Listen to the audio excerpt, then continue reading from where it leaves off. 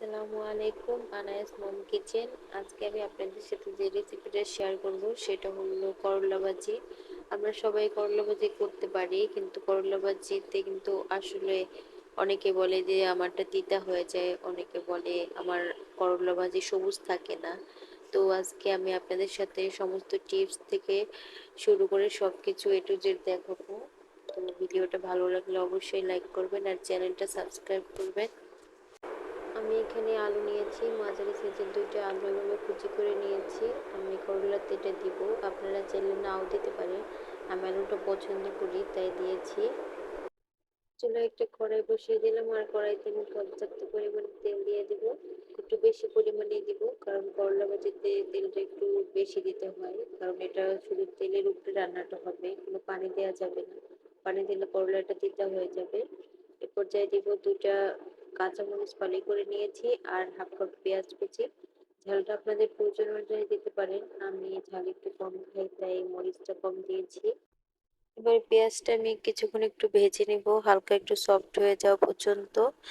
আর তারপরে আমি দিয়ে দেব হাফ চা চামচ হলুদের গুঁড়া। হলুদের গুঁড়াটা একটু তেলের সাথে ভেজে নেব, যাতে করে একটু গন্ধটা চলে যায়। তারপরে আমি দিয়ে দেব যে আলু আর করলাটা ধুয়ে রেখেছিলাম, এটা আমি দিয়ে দেব।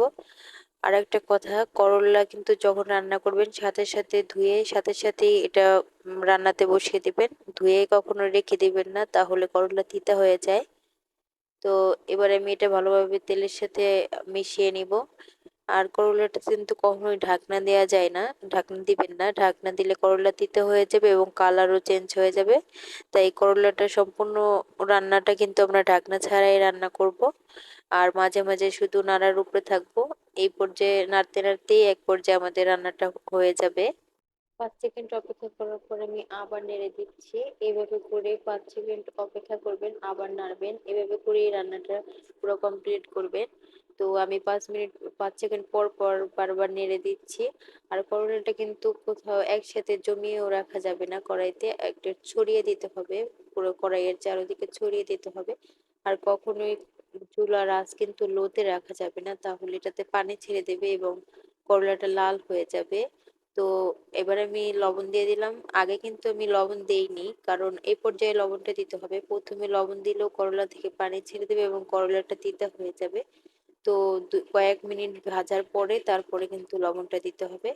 এবার আমি লবণটা দিয়ে ভালোভাবে করলার সাথে আবার একটু মিশিয়ে নিব।